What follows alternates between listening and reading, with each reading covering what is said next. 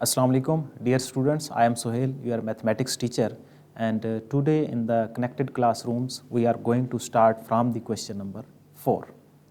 हमने जो प्रीवियस हमारी क्लास थी उसमें हमने क्वेश्चन नंबर 3 और क्वेश्चन नंबर 6 को डिस्कस किया था। 4 और 5 को हमने लीव इस वजह से किया था कि ये दो जो हैं वो एक तो डिफरेंट थे और 3 और 6 आपस में एक दूसरे के साथ सिमिलर थे। तो पहले हमने क्या किया, सिमिलर क्वेश्चंस को सॉल्व किया था। हमने डिस्कशन किसकी ज़्यादा की थी, that was equation of line y minus y1 is equal to m into x minus x1। आज की जो हमारी डिस्कशन होगी वो पहले हम किसको डिस्कस करेंगे, सिमेट्रिक फॉर्म क्या होती है। Question number 4, find the equation of line in symmetric form, और फिर उसके बाद हम 5 क्वेश्चन इक्वेशन ऑफ नॉर्मल पे जाएंगे। तो आप पेज नंबर 171 पे पहले आ जाएं। यहाँ पे 5 नंबर पे लिखा हुआ है सिमेट्रिक फॉर्म, ठीक है। तो इसको हम पहले देखते हैं कि सिमेट्रिक फॉर्म क्या होती है और फिर उसके बाद हम क्वेश्चन पे जाएंगे। अगर आप 170 पेज पे देखें तो ऊपर शुरू में स्लोप इंटरसेप्ट फॉर्म के ऊपर एक इक्वेशन लिखी हुई है, ax plus B Y plus C is equal to 0। इसी इक्वेशन को ही लेके स्लोप इंटरसेप्ट फॉर्म बनी है, पॉइंट स्लोप फॉर्म बनी है, 2 पॉइंट फॉर्म बनी है, 2 इंटरसेप्ट फॉर्म बनी है, और 5वां सिमेट्रिक, और आज जो 6 हम डिस्कस करेंगे नॉर्मल फॉर्म, वो उसमें भी इन्हीं इक्वेशंस की डिस्कशन होगी। तब वो क्या कह रहे हैं सिमेट्रिक फॉर्म में कि slope of equation m is equal to tan theta. आप जानते हैं कि स्लोप किसकी इक्वल होती है, वो जो इक्वेशन 1 है ax plus B Y plus C, उसमें हम स्लोप को क्या लेते हैं जी, कि स्लोप हमारे पास इक्वल है tan थीटा के, m is equal to tan theta. और यहाँ पे हम एक फार्मूला भी डिस्कस करेंगे आगे स्लोप निकालने का। यहाँ पे फिलहाल मैं उसको लिख रहा हूँ माइनस ए ओवर बी। आगे इस फार्मूले की क्वेश्चन नंबर 7 में हम डिटेल से डिस्कशन करेंगे कि ये माइनस ए ओवर बी कैसे आता है। बेसिकली ये क्या होता है, इसको आप यहाँ पे अगर अंडरस्टैंड करें तो minus coefficient of x dividing by coefficient of y. यानी कि आप देखें ये आपके पास इक्वेशन क्या है, A X plus B Y plus C is equal to 0। तो माइनस कोएफिशिएंट ऑफ x मतलब कि a और dividing by coefficient of y। तो ये हमारे पास tan है। अब सिमेट्रिक का एंड पे एक फार्मूला लिखा हुआ है, x minus x1 dividing by cos theta is equal to y minus y1 dividing by sin theta. आप या तो इस फार्मूले को याद कर लें या फिर लिखा हुआ है r x माइनस वो जो वैल्यूज दी हुई हैं वो सब्स्टिट्यूट करके x minus 0 dividing by b over A square plus B square square root. तो वो cos थीटा और sin थीटा बेसिकली हमें वैल्यू चाहिए। तो अब हमारे पास tan की वैल्यू मौजूद है। tan क्या होता है, परपेंडिकुलर डिवाइडिंग बाय बेस।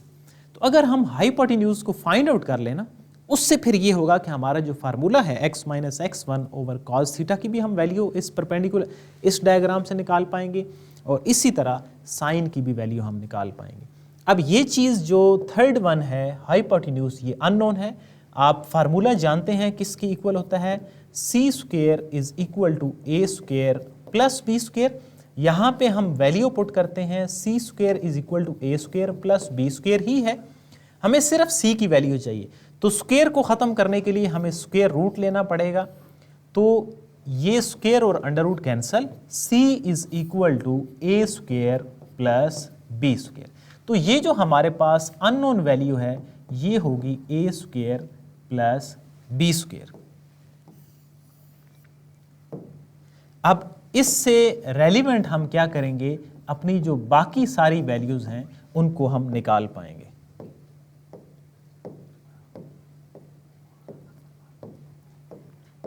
तो ये थी हमारे पास c की वैल्यू। अब अगर मैं आपको फार्मूला ये लिख के दूं कि ये सिमेट्रिक फॉर्म के लिए फार्मूला होता है x minus x1 over cos theta is equal to y minus y1 dividing by sin theta.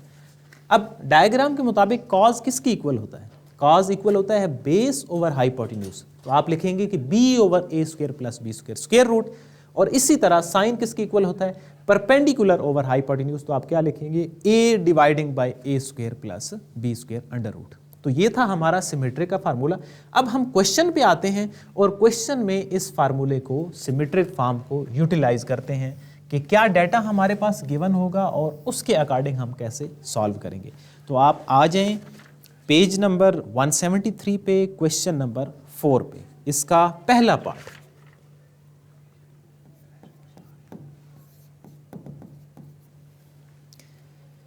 आपके पास x1 और y1 पॉइंट हैं, वो क्या दी हुई हैं जी, -4 और 2, और दूसरा आपके पास जो tan थीटा है वो गिवन है, इज इक्वल टू 3/4। तो आपके पास क्या होना चाहिए, कैलकुलेटर होना चाहिए, ताकि आप उसको आसानी से सॉल्व कर सकें, क्योंकि आपको वैल्यूज निकालनी होगी। तो ये हमारे पास x1 और y1 तो गिवन है, tan थीटा की वैल्यू दी हुई है। अब tan थीटा से जिस तरह हमने इस डायग्राम को ड्रॉ किया है, हम क्या करेंगे, परपेंडिकुलर डिवाइडिंग बाय बेस। अब इससे हम हाइपोटेन्यूज की वैल्यू को निकाल सकते हैं। कैसे हम फाइंड आउट करेंगे, पाइथागोरस थ्योरम को अप्लाई करेंगे। ये हमारे पास अननोन है, x² is equal to 4² plus 3²। तो स्क्वायर को खत्म करने के लिए आप क्या लेते हैं, स्क्वायर रूट लेते हैं। ये स्क्वायर और under root cancel, x is equal to 4 का स्क्वायर आप जानते हैं 16, और 16 plus 9, x is equal to, ये बन जाएगा 25, और 25 का जो अंडर रूट होगा that is equal to 5। Means जो हमारे पास अननोन था वो भी हमने फाइंड आउट कर लिया, जो कि 5 की इक्वल है। अब फार्मूला आपके सामने लिखा पड़ा है और आपके पास डाटा सारा मौजूद है। आपके पास क्या है, x1 और y1 पॉइंट भी आ गए, और आपके पास ये जो थीटा एंगल है, यानी कि कॉस की वैल्यू भी आप निकाल सकते हैं और साइन की वैल्यू भी निकाल सकते हैं। तो अब हम फार्मूले के अंदर इन वैल्यूज को सब्स्टिट्यूट करते हैं। देखिए जी, क्या फार्मूला था, x माइनस x1, मैंने -4 लगा दिया क्योंकि मेरे पास x1 और y1 की वैल्यू क्या है, -4 और 2 है, डिवाइडिंग बाय कॉस थीटा। अब देखिए कॉस थीटा किसकी इक्वल होता है, कॉस थीटा इक्वल होता है बेस ओवर हाइपोटेन्यूज। तो मैं डायरेक्ट यहां पे लिख सकता हूं 4 dividing by 5 equal to y minus y1 dividing by sine theta. अब साइन थीटा किसकी इक्वल होता है, perpendicular dividing by hypotenuse, means 3/5। अब हमने इसको इस फॉर्म में, यानी कि सिमेट्रिक फॉर्म में लिख दिया। इसका आंसर बनेगा x plus 4 dividing by 4/5 is equal to y minus 2/3/5। आपने क्या करनी है, इन वैल्यूज को यहाँ पे सब्स्टिट्यूट करना है और यहाँ पे उनको लीव कर देना है। ये आपकी जो आंसर है ये सिमेट्रिक फॉर्म है। तो ये था हमारा पहला पार्ट। हमने क्या किया, ये हमारे पास फार्मूला है x minus x1 dividing by cos is equal to y minus y1 dividing by sine. तो हमारे पास x1 और y1 इसमें पॉइंट गिवन थे, हमारे पास tan की वैल्यू गिवन थी। हमने राइट एंगल ट्राइंगल ड्रा की, उसमें tan की वैल्यू को यूटिलाइज किया ताकि हमारे पास जो अननोन हाइपोटेन्यूज है वो आ जाए। जब हाइपोटेन्यूज आ जाएगा तो हम फार्मूले की जो कॉज और साइन वैल्यूज हैं उनको हम फाइंड आउट कर सकते हैं। वो हमने सब्स्टिट्यूट की, तो ये हमारे पास रिक्वायर्ड क्या है, सिमेट्रिक फॉर्म। तो ये था हमारा 4 क्वेश्चन का पहला पार्ट। अब आते हैं दूसरे पार्ट पे। दूसरे पार्ट में अगर आप देखें तो x1 और y1 तो गिवन है and theta is equal to 30 degree. तो ये जो दूसरा पार्ट है ये और ज़्यादा आसान है और ये आपका MCQs में भी पूछा जा सकता है, क्योंकि ये एक लाइन में, MCQs में जो अच्छा MCQ होता है वो कौन सा होता है, जो 1 से 2 मिनट में सॉल्व हो जाए और एक लाइन में, 2 लाइन में सॉल्व हो जाए। तो अब ये जो दूसरा पार्ट है इसमें देखिए, मैं आपको डाटा लिखता हूँ यहाँ पे, तो आपको आइडिया हो जाएगा कि आपने जस्ट क्या करना है, इसकी सिमेट्रिक फॉर्म के लिए वैल्यू को सब्स्टिट्यूट करना है। x1 और y1 ये आंसर वैल्यू हैं 6 और -6, और थीटा हमारे पास है 30 डिग्री। अब देखें थीटा आपके पास है, फार्मूला क्या होता है सिमेट्रिक फॉर्म का, x minus x1 dividing by cos theta. देखें जी, x माइनस x1, ये जो x1 की वैल्यू है इसको मैंने सब्स्टिट्यूट किया और इसी तरह नेक्स्ट में y1 की सब्स्टिट्यूट करेंगे ओवर cos थीटा यानी कि 30 degree is equal to y minus y1 dividing by sine 30 degree. तो ये आपकी जस्ट रिक्वायर्ड सिमेट्रिक फॉर्म आ गई है। अब इससे आगे इसको सॉल्व नहीं करना, आपने जस्ट यहाँ तक इसको सिमेट्रिक फॉर्म बना देना। x माइनस 6 है, ये ऑलरेडी जो y की वैल्यू है वो माइनस में थी, तो इस वजह से ये पॉजिटिव हो गया। तो आई होप कि आपको सिमेट्रिक जो फॉर्म है वो क्लियर है कि अगर आपको tan की वैल्यू दी हो तो आपने क्या करना है, और अगर आपको सिर्फ थीटा एंगल दिया हो तो आप उसको कैसे सॉल्व करेंगे। तो that was all about question number 4। अब आते हैं हम क्वेश्चन नंबर 5 पे। क्या है क्वेश्चन नंबर 5 में? नॉर्मल फॉर्म है।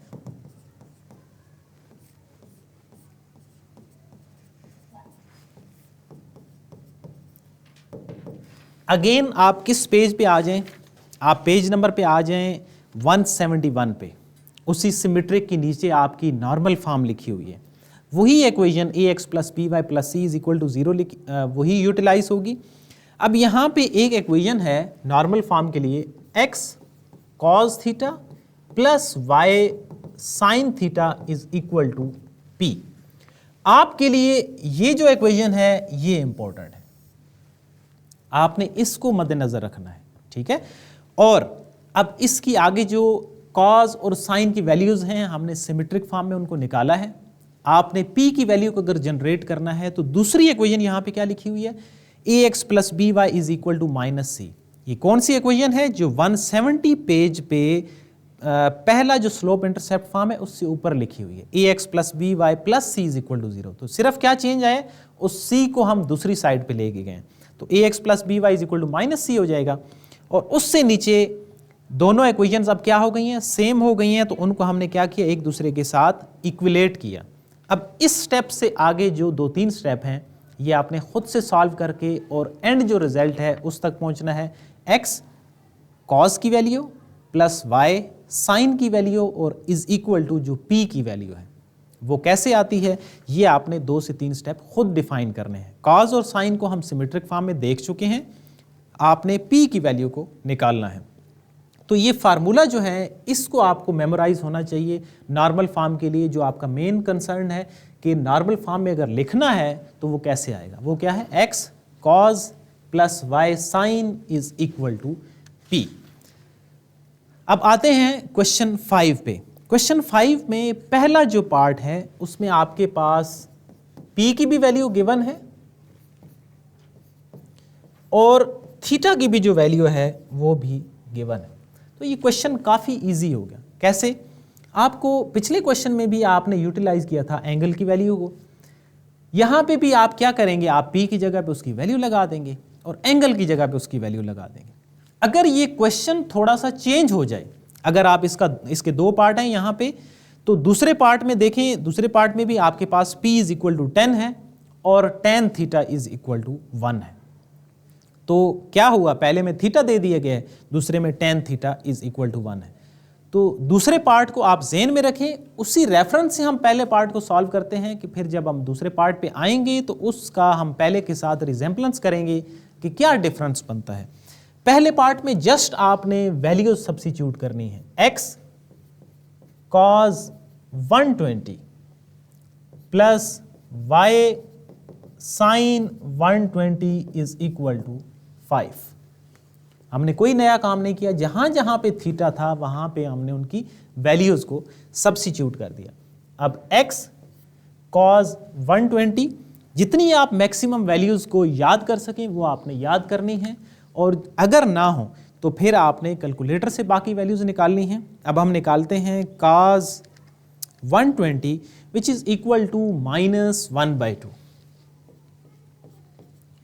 प्लस y sin 120 की वैल्यू निकालते हैं, sin 120 वो इक्वल है √3 dividing by 2 is equal to 5। अब ये इस जो क्वेश्चन की सिंप्लीफाइड फॉर्म नहीं है। अब सिंप्लीफाइड का मतलब है कि एक प्रॉपर शेप के अंदर जो इक्वेशन है वो कैसे आएगी। यहाँ पे देखें नीचे 2 है, तो हमने इस 2 को तरतीब में लेके आना है, ख़त्म करना है यहाँ से। तो देखिए नीचे 2 है तो आप क्या करें, multiplying 2 both sides, b/s both side बन जाएगा शॉर्ट फॉर्म।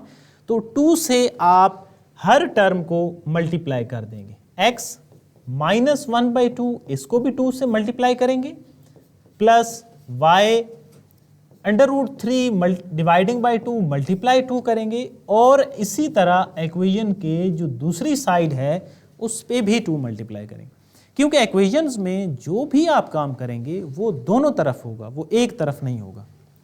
तो यहाँ पे क्या होगा, ये 2 और 2 कैंसल, इसी तरह ये भी 2 और 2 कैंसल। तो बाकी हमारे पास इक्वेशन जो बच रही है -x plus √3y is equal to 10। अब मैंने क्या बताया था कि अच्छी जो तरतीब होती है क्वेश्चन की, उसमें x की या पहली जो वैल्यू है उसको आप पॉजिटिव करेंगे। तो बड़ा आसान है पॉजिटिव करना, 2 तरीके हैं। एक, आप -1 कॉमन ले लें, और -1 कॉमन लेंगे तो अंदर वाली वैल्यू के साइन बदल जाएंगे।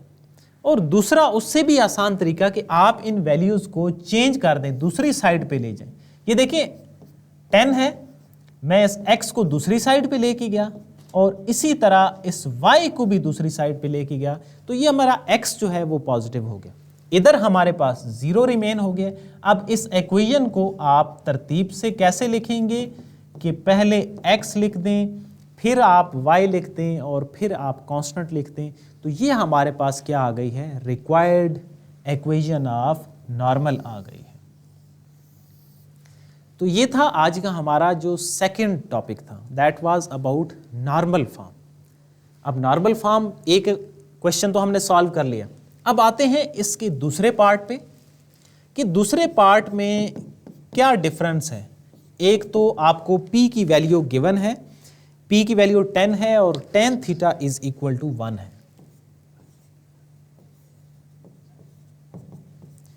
अब मुझे क्या चाहिए, मुझे तो कॉज और उसके साथ सिर्फ एंगल चाहिए।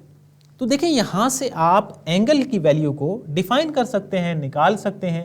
कैसे, theta is equal to tan inverse 1। अगर आपको अंडरस्टैंडिंग है तो आप डायरेक्ट कि tan 1 कहाँ पे होता है, और अगर आपको नहीं आता तो आप उसको कैलकुलेटर से डिफाइन कर लेंगे, दैट इज 45 डिग्री। अब अगर इस स्टेप पे आप देखें इन दो वैल्यूज़ को, तो ये हमारे पास इसका पहला पार्ट बन जाता है। देखिए पहले पार्ट में भी मेरे पास p की वैल्यू है और एंगल की वैल्यू गिवन है। अब देखें सेकंड पार्ट में भी मैंने डिफाइन करने के बाद एंगल की भी वैल्यू निकाल ली है और p मेरे पास गिवन है। तो इससे आगे इस क्वेश्चन को वैल्यूज सब्स्टिट्यूट करके नॉर्मल फॉर्म आपने खुद से बनानी है। This is your assignment.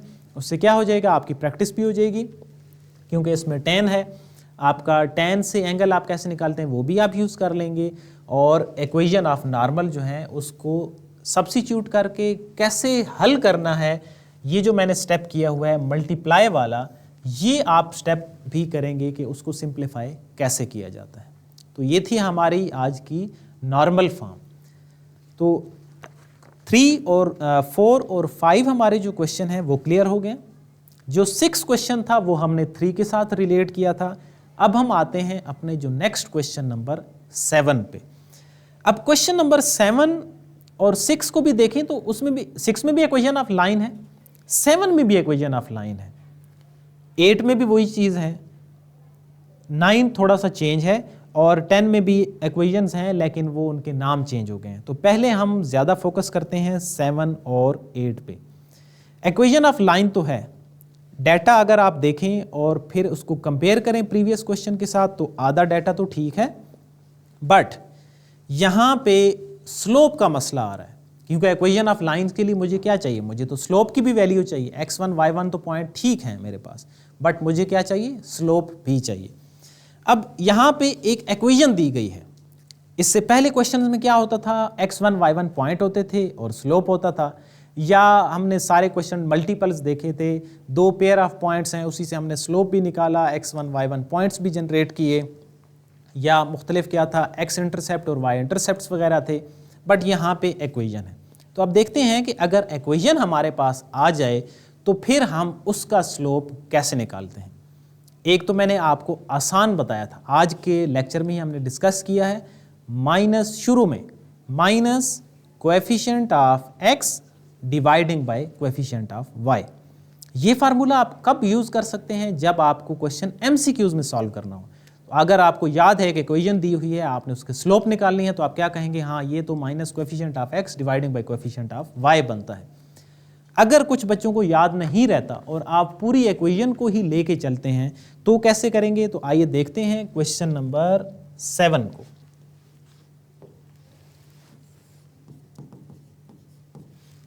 Question number 7 में क्या है जी, इक्वेशन ऑफ लाइन निकालनी है, उसके जो पॉइंट्स हैं वो 3 और 7 है। And parallel to the line, parallel का फिर जो नाम है वो आपने ज़हन में रखना है, पैरेलल टू लाइन, और वो जो लाइन है वो है हमारे पास 4x minus 3y plus 1 is equal to 0। तो इक्वेशन ऑफ लाइन निकालने के लिए मुझे क्या चाहिए, x1 y1 पॉइंट चाहिए और मुझे स्लोप्स चाहिए।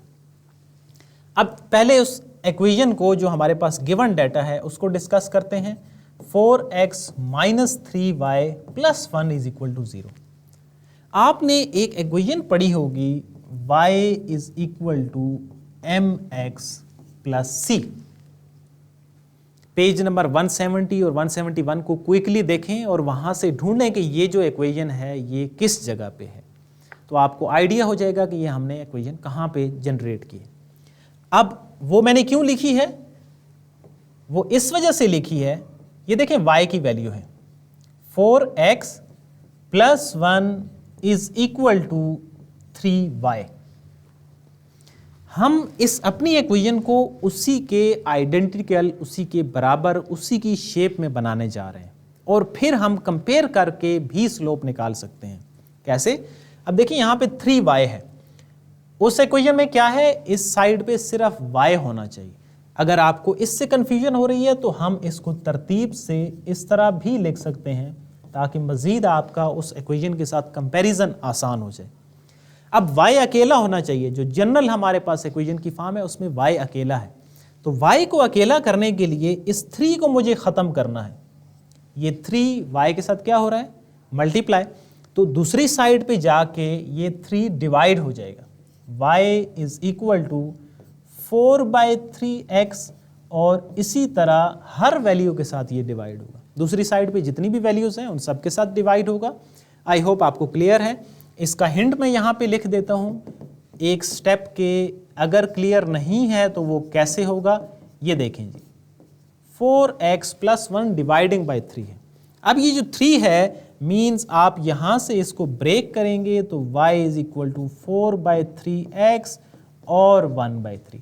तो ये हिंट आपने साथ जब आप नोट्स बनाएंगे अपने, तो आपने लिख लेना है ताकि आपको पता चलता रहे। अगर आपको कन्फ्यूजन है कि ये दोनों के साथ कैसे आया है तो वो इस तरह आया है।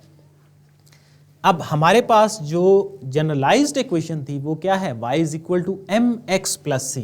देखिए यहाँ पे मैं लिखता हूँ y is equal to mx plus c के साथ तो मेरा कोई काम नहीं है, मुझे तो m चाहिए, स्लोप। तो देखिए जहाँ पे स्लोप की जगह है ना, उधर से मुझे स्लोप मिल जाएगा, m इज इक्वल टू 4/3। तो ये हो गया स्लोप का निकालने का दूसरा तरीका। वो क्या है जी, कि आपने अपनी जो इक्वेशन है उसको किस फॉर्म में लेके आना है, y is equal to mx plus c के साथ आइडेंटिकल सेम बनाना है, और फिर आप कंपेयर कर लेंगे। तो जो डायरेक्ट बताया था वो क्या था, minus coefficient of x dividing by coefficient of y। तो उससे भी हम देख लेते हैं कि जिन बच्चों को उधर से समझ आ जाए या MCQs के लिए आपकी हेल्प हो जाएगी। देखिए minus coefficient of x, coefficient of x क्या है, 4 है, कोएफिशिएंट ऑफ y, और कोएफिशिएंट ऑफ y क्या है, -3 है। y से पहले वाली जो सारी वैल्यू होगी वो मेरे पास क्या होगा, कोएफिशिएंट ऑफ y होगा। तो ये स्लोप हमारे पास क्या निकल रहा है, 4/3। तो ये जो मैंने आपको MCQs के लिए कहा है कि आप स्लोप को डायरेक्ट निकाल सकते हैं, वो क्या है, m इज इक्वल टू 4/3। दोनों स्लोप तो सेम है, जाहिर सी बात है, सिर्फ मेथड थोड़ा सा चेंज है। जो आपको आसानी लगे आप उसको याद कर लेंगे। अब ये मेरे पास रिक्वायर्ड जो है वो स्लोप भी आ गया, और जो इक्वेशन के अंदर x1 और y1 पॉइंट है 3 और 7 वो भी गिवन है। बट पैरेलल आपने एक ऐसी लाइन निकालनी है जो कि इस लाइन के पैरेलल होगी। तो मीन्स इस पे हमने काफी डिस्कशन की है। जो हमारे पास रिक्वायर्ड इक्वेशन का स्लोप होगा वो भी 4/3 ही होगा। क्यों 4/3 होगा? क्योंकि वो जो हम रिक्वायर्ड हमारी लाइन है ना, वो गिवन लाइंस के पैरेलल है। तो जब लाइंस पैरेलल होती हैं तो उनके स्लोप क्या होते हैं? उनके स्लोप इक्वल होते हैं। तो इस वजह से हमारी जो रिक्वायर्ड लाइन की स्लोप है वो भी 4/3 ही होगी। अब हम इक्वेशन ऑफ लाइन का फार्मूला लगाएंगे, y minus y1 is equal to m x minus x1। x1 y1 मेरे पास पॉइंट भी हैं। क्या पॉइंट हैं? जो शुरू में क्वेश्चन में गिवन थे 3 और 7। y minus 7 is equal to m x minus 3। अब ये अच्छी फॉर्म में नहीं है, सिंप्लीफाइड फॉर्म में नहीं है, आपने इसको सॉल्व करना है। 3 को इधर आगे मल्टीप्लाई करेंगे, 3y minus 21 is equal to 4x minus 12। अब क्या करना है आपने? अब आपने एक ही साइड पे इन सारों को लेके आना है। तो क्या करेंगे?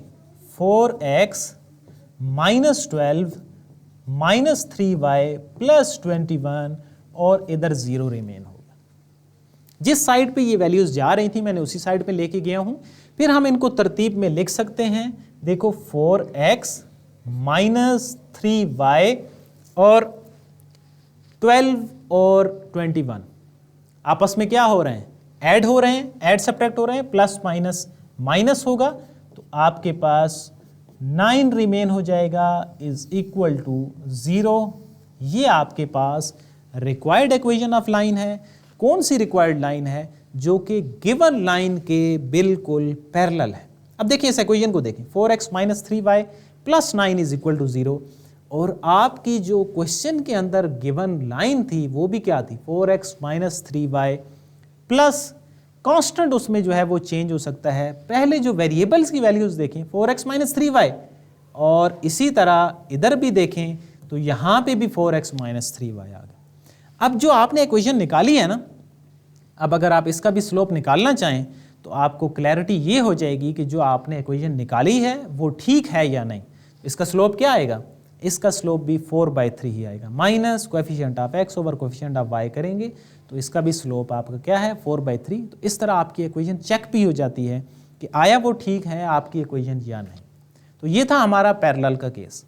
इसी क्वेश्चन को आप SLO बेस चेंज करके क्या करेंगे? पैरेलल की जगह पे परपेंडिकुलर का नाम करके खुद सॉल्व करेंगे। और परपेंडिकुलर का जो यहाँ पे क्वेश्चन है वो हमारा क्वेश्चन नंबर 8 है, जिसमें क्या है? लाइंस के परपेंडिकुलर है। तो आते हैं हम हमारे परपेंडिकुलर के क्वेश्चन की तरफ कि जब क्वेश्चन परपेंडिकुलर का केस पूछेगा तो उसमें हमने क्या करना है। क्वेश्चन नंबर 8 जो पॉइंट्स हैं यानी कि जो x1 और y1 है वो हमारे पास -2 और -1 है, और हमारे पास जो इक्वेशन है वो है x minus 2y is equal to 0 perpendicular to the line. आपने जो रिक्वायर्ड इक्वेशन ऑफ लाइन निकालेंगे वो इस लाइन के परपेंडिकुलर होगी। सबसे पहले क्या हमारा काम है? सबसे पहले तो जो गिवन इक्वेशन है उसका स्लोप मिलेगा तो हमारी परपेंडिकुलर लाइन का मिलेगा। फिर उसके आगे जो प्रीवियस फार्मूला है उसको हम डिस्कस करते हैं। देखें जी, again y is equal to mx plus C, important equation मैंने लिख दी है। उस अपने क्वेश्चन को इसकी फॉर्म में लेके आते हैं, x minus 2y is equal to 0। आगे जो कांस्टेंट है ये भी इक्वेशन वही है, ax plus B Y plus C is equal to 0। सिर्फ क्या फर्क है? जो c की वैल्यू है वो भी 0 हो गई। तो इससे आपने घबराना नहीं है कि ये जो 2 हैं, 2 क्यों वैल्यू आई हैं, तीसरी वैल्यू क्यों नहीं आई। तो ये इक्वेशन वही है, सिर्फ कांस्टेंट की वैल्यू नहीं है इसमें। y चाहिए, अलग कर लिया। अब तरतीब से लिखें, 2y is equal to x। चलें, अगर आपको प्रॉब्लम हो रही है तो मैं उस c की जगह पे 0 लिख देता हूँ, तो आपको अब समझ आ जाएगा कि ये तो उसी इक्वेशन की फॉर्म में ही हम बना रहे हैं। मुझे सिर्फ y चाहिए, डिवाइड कर दें और 0 के साथ भी डिवाइड कर लें। y is equal to 1/2x plus 0। अब देखिए कंपेयर करें, y इज इक्वल टू किसके साथ, mx प्लस c के साथ। ये हमारे पास स्लोप मिल गया मुझे, और स्लोप क्या मिला है, m इज इक्वल टू 1/2। अब मेरी जो रिक्वायर्ड लाइन है वो इसके परपेंडिकुलर है, तो क्या लिखेंगे जी,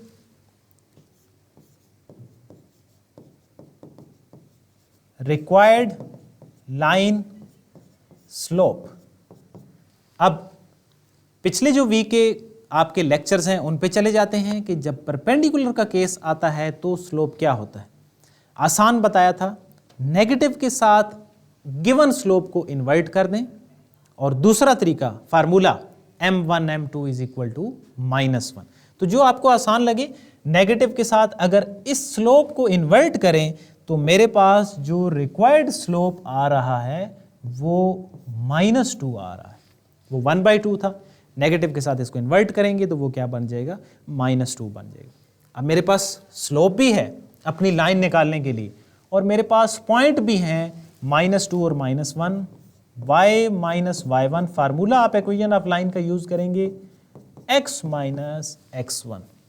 तो y माइनस y1 की वैल्यू क्या है, -1 is equal to m x minus x1 की जो वैल्यू है वो क्या है, -2 है।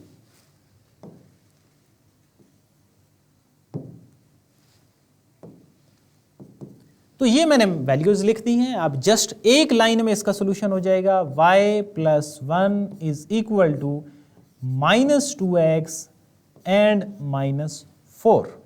कैसे -4 बना, ये दोनों मिलके ऑलरेडी पॉजिटिव बन जाएंगे। बाहर वाला जब माइनस अंदर मल्टीप्लाई होगा तो वो उसको दोबारा से क्या कर देगा, माइनस कर देगा, क्योंकि यहाँ पे क्या हो रहा है, मल्टीप्लाई हो रहा है। तरतीब से लेके आए, 2x plus y plus 1 plus 4 is equal to 0। तो ये आपके पास जो रिक्वायर्ड इक्वेशन ऑफ लाइन आएगी वो किसकी इक्वल आ जाएगी, 2x plus y is equal to 5। अब इस लाइन का भी बेशक आप स्लोप निकाल लें तो वो क्या आना चाहिए, वो उस पहले वाला जो गिवन स्लोप है उसके नेगेटिव के साथ इन्वर्ट आना चाहिए। निकालें जरा, m is equal to minus coefficient of x dividing by coefficient of y, -2 आ रहा है, और जो आपका गिवन स्लोप है वो 1/2 है। इट मीन्स चेक भी हो गया कि ये दोनों एक दूसरे के साथ क्या है, परपेंडिकुलर। ये आपकी अपनी आसानी के लिए है, अपने क्वेश्चन की वेरिफिकेशन के लिए है कि आपका क्वेश्चन ठीक है या नहीं। तो ये था हमारा क्वेश्चन 8। तो नेक्स्ट जो क्वेश्चन है उसमें भी इक्वेशन ऑफ परपेंडिकुलर बाइसेक्टर ही है। तो परपेंडिकुलर बाइसेक्टर को आपने रीड आउट करके लाना है कि वो क्या होता है, ताकि जब हम नेक्स्ट क्लास में उसको डिस्कस करें तो आपको पता चलते कि ये किस तरह सॉल्व होता है, एक चीज़। और दूसरा, 7 और 8 को आपने इनके नाम चेंज करके सॉल्व भी करना है। पैरेलल की जगह पे 7 क्वेश्चन में परपेंडिकुलर करें और 8 क्वेश्चन में परपेंडिकुलर की जगह पे पैरेलल करके सॉल्व करें। तो आज हमने क्या पढ़ा है जी, रिकॉल करते हैं क्विकली। आज हमने सिमेट्रिक फॉर्म पढ़ी है, क्वेश्चन नंबर 4। आज हमने नॉर्मल फॉर्म पढ़ी है, क्वेश्चन नंबर 5। और हमने 7 और 8 स्लोप्स निकालने के लिए हमने 2 नए फार्मूले सीखे हैं। आपको जो आसान लगे आप उनमें से उसको सॉर्ट आउट कर लेंगे। आई होप कि आज का लेक्चर आपको क्लियर होगा और आप नेक्स्ट लेक्चर के लिए कुछ चीज़ें पढ़ के लाएंगे जो मैंने आपको कहा। इसी तरह मीडियन और आल्टीट्यूड को आपने पढ़ के आना है ताकि ये सारी चीज़ें आपकी क्लियर हो जाएं। और लास्ट क्वेश्चन 11 उसको भी हम कल डिस्कस करेंगे जिसमें सारे फार्मूले यूटिलाइज होंगे। So it's all from my side for today class. See you in the next class. अल्लाह हाफिज़।